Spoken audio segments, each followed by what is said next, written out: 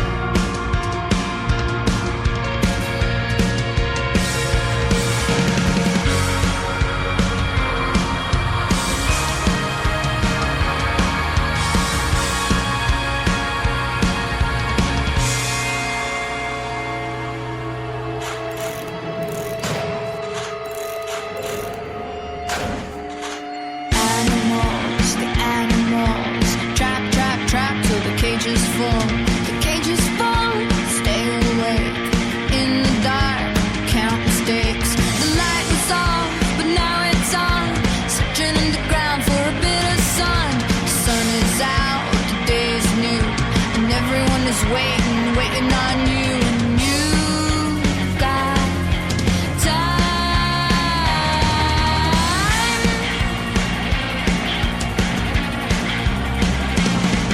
And you got time.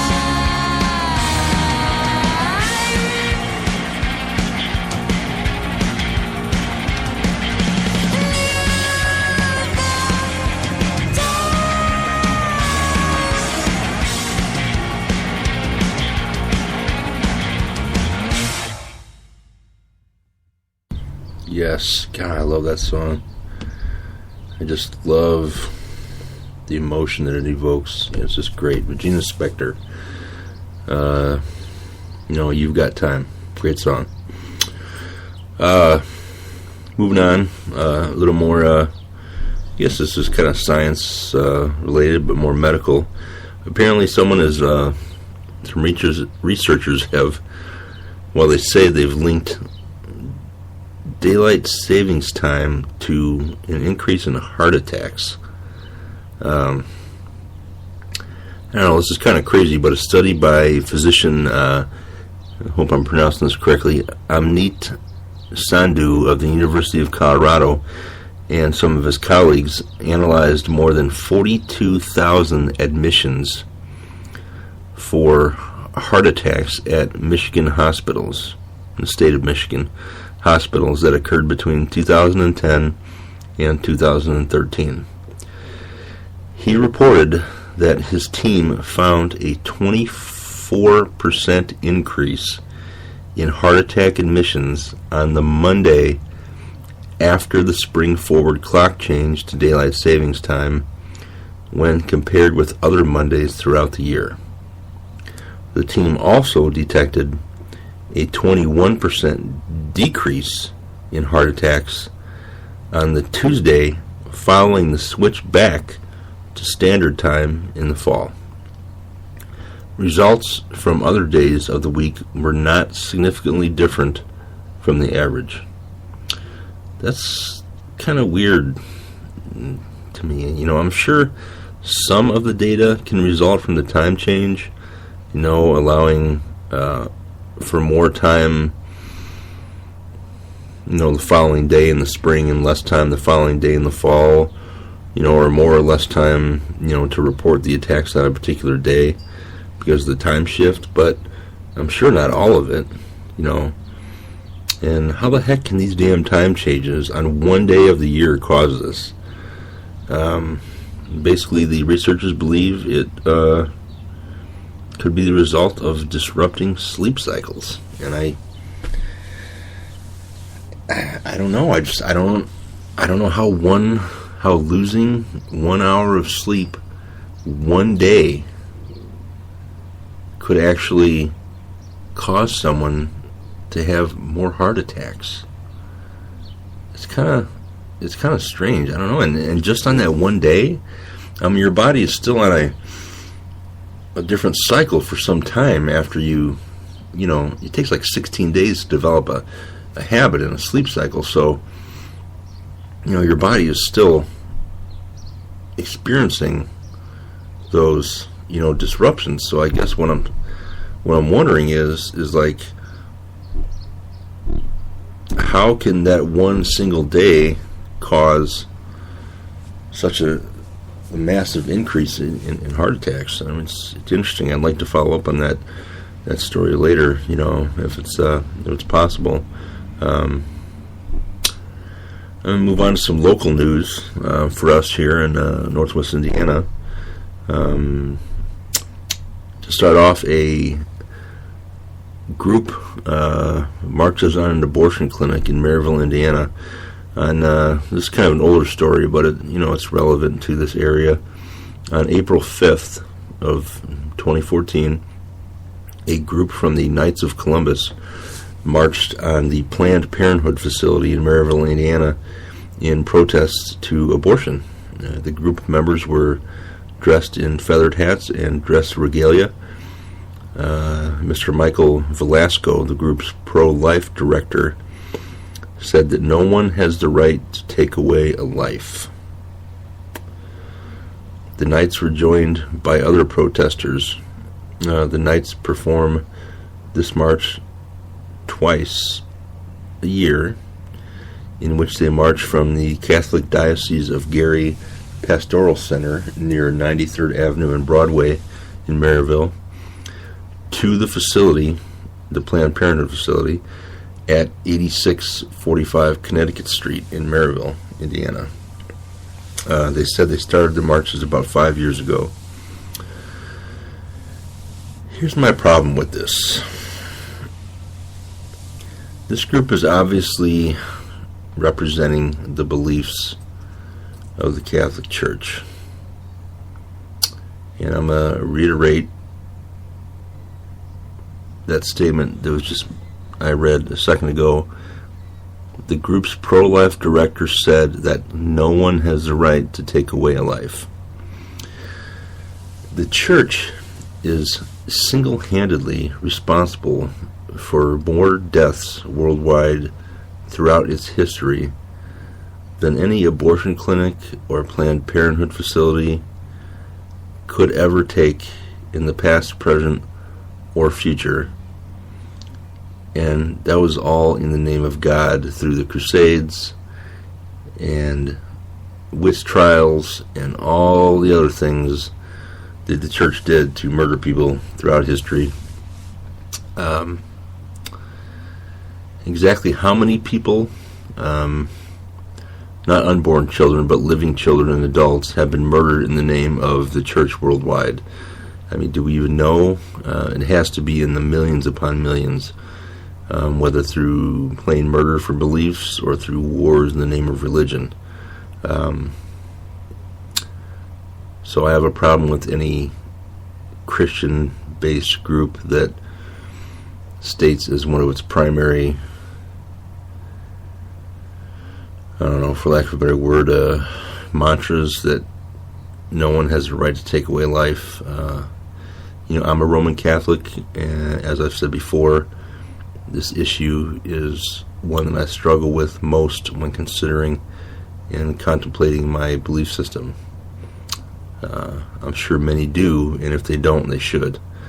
I'm not saying people or groups can't change, but to unilaterally judge others in the wakes of so many similar crimes against humanity is just hypocrisy at its greatest. So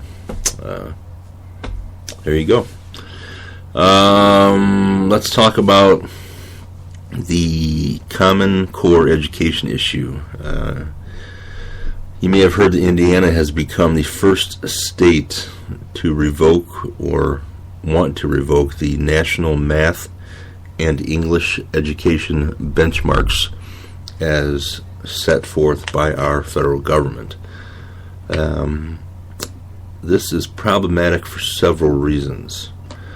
The first is that no one is entirely sure what standards the state is going to set for its students. Of course, the standards should be set higher than the federal government standards, but will they be set higher? I've spoken to several teachers from the area, and their concern with this move is the familiarization of children currently in school with the current educational benchmarks and where they stand educationally in regard to those standards. If you lower the standards, as a teacher said, then students will be way ahead of the work and get bored and will not be challenged. If you raise the standards, there will be learning gaps which will hinder and affect the children's ability to learn higher level concepts for which they have not yet been prepared for.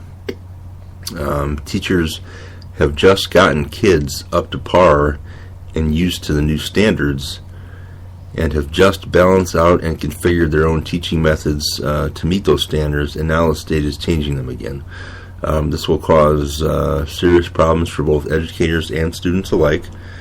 So let's hope they raise the standards and make the new standards only apply to students coming into kindergarten and then expand as this new class or group of students moves forward from kindergarten through the grades. So let's hope the state makes the right decision for our kids, and if they're going to put these new standards into effect, let's make sure that they take time to think about it and do it the right way. So, oh yeah, and if you're listening, people from the state, stop giving students in Hammond, Indiana, an entire extra semester of extra credit in order to earn passing grades, while the rest of the state doesn't get the same considerations. Thank you very much. Free TV. We actually got a free TV from Sony. That's right, a free TV. On a lighter note, we got a free TV. A few years ago, we purchased a Sony Bravia television, an LCD television, 240 hertz. It's a nice TV. It was expensive. It's the first one we ever had. It was that size, and we loved it. And about 6 months after we got it, I started having problems with the screen, going black, parts of it cutting out.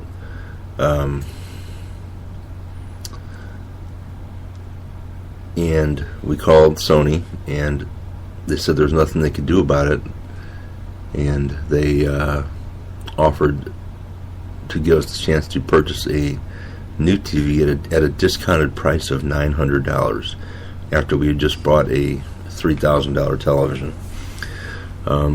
However, I would like to thank Sony for their recent effort of replacing our television for free. The TV we had before that I was just talking about was a 50-inch 2009 model of their Bravia LCD television. And like I said, half of the screen had gone dark and started showing double images. So in a second effort to contact Sony, this is 2 or 3 years after our first attempt, we called Sony again, and they said, well, let us check it out. We plugged the television into the internet via Ethernet cord. They accessed the TV via the internet connection and determined that there was an error in the television, and Sony sent us a brand new 55-inch LED 3D Bravia TV for free. So all I could say is kudos to Sony for keeping my faith in your products. I've always bought Sony electronics, TVs, DVD players, PlayStation. They've always been the best, and the fact that you stood behind your product and admitted there was a mistake and took care of us because we could not afford another television, I really appreciate that. So kudos to Sony. And it's like I said, we've always bought your products, and we always will because of efforts like this. So here's a little tune to say thanks to Sony for meeting us halfway.